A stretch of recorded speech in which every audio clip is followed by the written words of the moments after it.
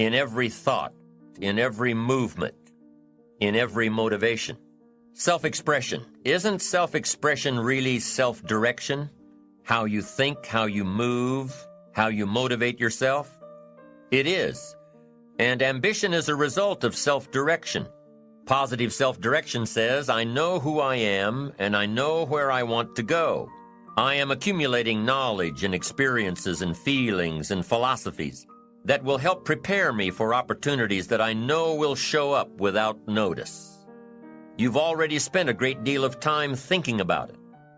You've been working on the parts of your personality that will make you better, working on your attitude, working on your health, working on your time management skills, putting it all down on paper, and you constantly see yourself in the place that you want to be. As you talk with yourself every day, how often do you ask, is what I am doing today getting me closer to where I want to be tomorrow? Am I making the daily adjustments necessary? Am I doing all that it takes? Will I keep on doing it until? Direction determines destination. Here's a question you need to ask yourself. Are all of the disciplines that I'm currently engaged in taking me where I want to go? What an important question at the beginning of the month, at the beginning of the week, at the beginning of the day. Because here's what you don't want to ever do. Kid yourself. You know, kid your neighbor and kid me and kid the marketplace if you want to, but gosh, you can't kid yourself. With your fingers crossed hoping you'll arrive at a good destination when you're not even headed that way. You say, well, maybe the wind will take me. Well, there's a chance, but you've got to take charge. You've got to ask yourself often, am I doing the disciplines that are taking me in the direction that I want to go? I don't want to be faked out here and think I'm on the way to financial success when there's not a prayer, not a hope. I don't want to be faked out hoping that there's someone else who's going to take care of it. Take care of me. They're not going to take care of it. What if all of your negative relatives turn positive? What'll that do for your fortune and your future? Not much. If prices come down a little, what'll that do for your fortune and your future, and your sophistication and your culture? What'll that do? Not much. If the economy gets a little better, what'll that do? Answer, not much. If you don't make plans of your own, you'll fit into someone else's plans. And guess what they have planned for you? You're right, not much. Most people wake up every morning counting on this not much list. And that's why what they have is not much. Not much hope, not much promise, not much progress. They're driving what they don't want to drive, living where they don't want to live, doing what they don't want to do. Forget the thief waiting in the alley to snatch your purse. What about the thief in your mind? Lazy, not stimulated by thoughts and questions. Don't become a victim of yourself. Ask yourself these questions. Is this the direction I want for my life? Is it someone else's direction? Is it a goal that I have been ingrained with since my childhood? Is it my parents' or my spouse's or my boss's or my children's? Is it mine? Ask yourself these questions. Debate them if you will. Debate what will work for you and won't work for you. But most importantly, get into the debate of your inner mind. What am I doing that works? What am I doing that doesn't work? Debate it all. Work with your mind to figure out the best possible direction for you. Your self-direction. Direction must be your own, or it can end up being damaging. Damaging to your soul, damaging to your spirit, damaging to your health. So parents, be watchful of how you motivate your children. Give them all of the resources to make their own choices and back them up. Give them the freedom to discover their own direction. It may not be the direction you'd hope for, but it is their direction. And with their own direction, they will reach their own destination. The power to create, the power to destroy. And how that comes about for me, and maybe the way to come about the subject is to share with you, first of all, why I've been coming here and why I eventually invested in this resort years ago. I've had the incredible experience of being transformed literally every time I come here. When I come back to the States from here, I'm more energized and more revitalized than virtually anything else that I do. The experience of being here in Fiji transforms you by being in the environment alone. It's not just the birds, which you might be able to hear in the background, and the ocean and the waves, but the people here change the quality of your life by being around them. You know, many times before you've heard me share the idea that ultimately the key distinction to shaping your life is who do you spend your time with? Because the people you spend time with will affect your beliefs, your values, how you think, how you act, who you become as a human being. And in Fiji, there's a level of happiness and joy here that is unmatched in my experience literally around the world. Now, granted, the environment sure as heck helps. I mean, you come here and you were literally in a Garden of Eden. Our resort here has been named as one of the top 10 most romantic places in the world. You go out in the gardens, you're surrounded by the perfume of plumeria and jasmine and the most incredible plant life you can possibly imagine, with wild parrots flying through the air nearby, and a waterfall you can shower in, and a 15-foot blowhole right here off the side of my home here, and a reef that you can climb over for hours and hours and constantly find new types of life, and snorkeling that's better than most of the diving you go to in the world, and diving that literally is in the top 3 diving spots in the world. All that certainly helps. And if it sounds like I'm promoting my resort to you, it's because I don't want to leave, as I've already said. But the bottom line is what really makes people come to Fiji is the people themselves. The people here are so loving. They are so outgoing. They are so friendly. They start with a smile and they end with a smile. They have the most infectious giggles you could possibly imagine. And they live like this every single day. If you've been to one of my seminars, you know I've shared the experience of Fiji many times, but one of the things that happens when you drive down a little road here is no matter where you go on the island, people jump up when they see you driving by and they yell, "Bula, bula, bula," which means welcome, be happy, we love you. Now, where does this experience of life, this incredible amount of joy, where does it come from? What's the genesis of this type of lifestyle? It all begins with a set of beliefs. The Fijian people have a set of core beliefs that guide their emotions and feelings, that controls their actions, and it shapes their destiny. And those beliefs are very easy to get access to. All you have to do is ask them, what's the purpose of life? And invariably they'll smile at you as if your question is some kind of cosmic joke. And they say to be happy, of course, what else is there? They believe that life is joyous. Every single day is a gift from God. That the purpose of life is to be happy. And that everything in life, if it's not working out right now, it eventually will. All you have to do is have a little faith, take a little action, that, this too shall pass.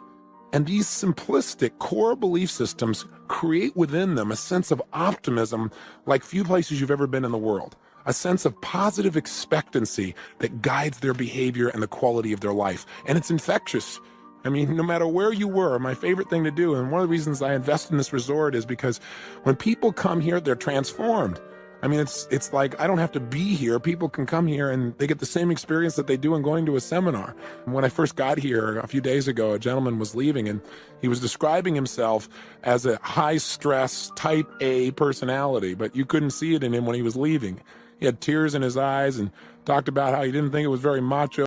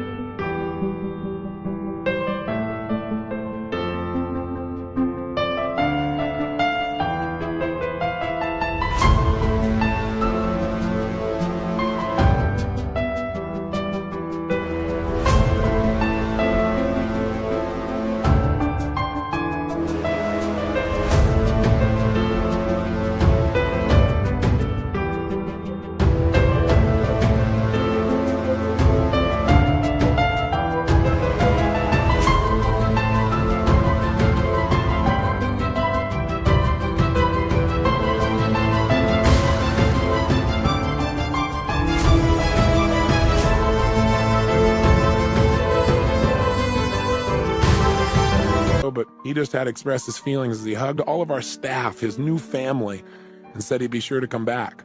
I love to see people transform where they begin to remember what's most important in life, how life can really be. But it comes because of these beliefs, surrounded by them on a regular basis. And the core belief amongst them is that Fijian people feel like they're in control of their life, that adversity is temporary, that challenges will go away. In fact, their core belief that problems do not last is represented by a phrase that you'll hear quite often. If you ask somebody how they are, they usually say, Senganalenga, which means no worries. In fact, our band here at the resort is called the Senganalenga Band. They just feel like there are no worries. Nothing in life is worth worrying about because no problems last. Eventually, you find a way to deal with them, handle them, or life changes. And it gets better always. Life is always getting better is their core belief. One of their favorite phrases that they say on a regular basis is, I like it. That ought to give you an idea about the optimism that they have within the culture. And they say it with such enthusiasm and energy, it's amazing. Every morning, you start your day. Sometimes you tend to think about what you did yesterday. You think about what you could have done, what you should have done, but it didn't turn out the way you wanted it. You start getting into an abyss of self-hate. Now that sounds pretty harsh for some people.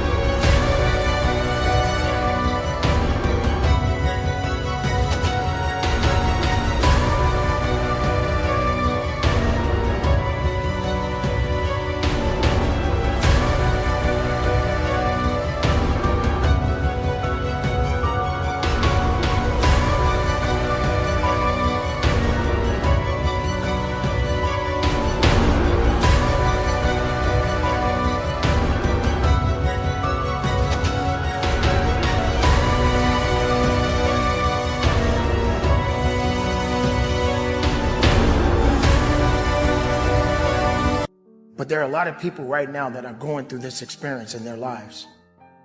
They don't seem to love themselves anymore. They feel hopelessness. They feel lost. They feel that no one cares about them, and that they're the only one in the world that exists. I'm here to let you know right now, you have to turn it back up again. You got to get into a position where you start to realize that if you don't love yourself, then no one will love you. And you have to stop depending on chasing people to love you. How can you receive love if you don't give yourself enough love within yourself? How can you understand what it means to love if you don't love yourself within. I get it. You've had some hard times. I understand it. It's been a tough road for you. But I want you to think for a moment. Do you really have it that bad? Are you really going through so much in your life that the other person that you may have met that's just down the road from you, that may have crossed your path, and maybe they didn't even look your way? But did it ever come across your mind that maybe they're going through a lot more than you going through right now in your life? But they understand that, hey, I still got to love myself. Have you ever looked at a homeless person on the street and wondered, why are they in that position?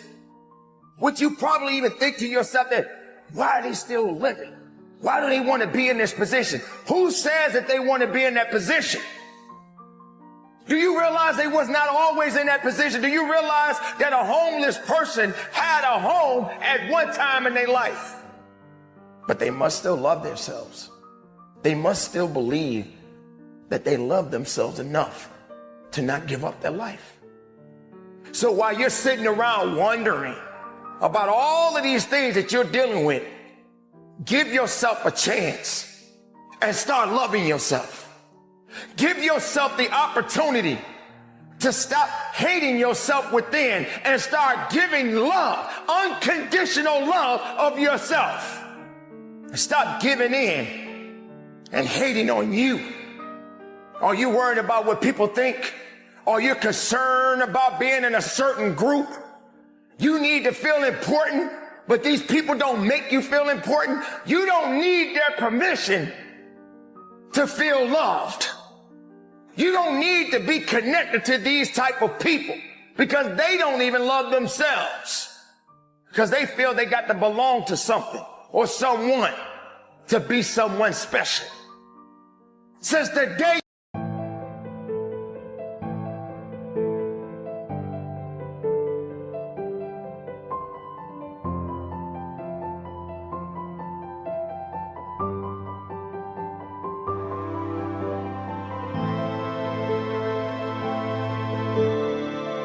you were born, you were special.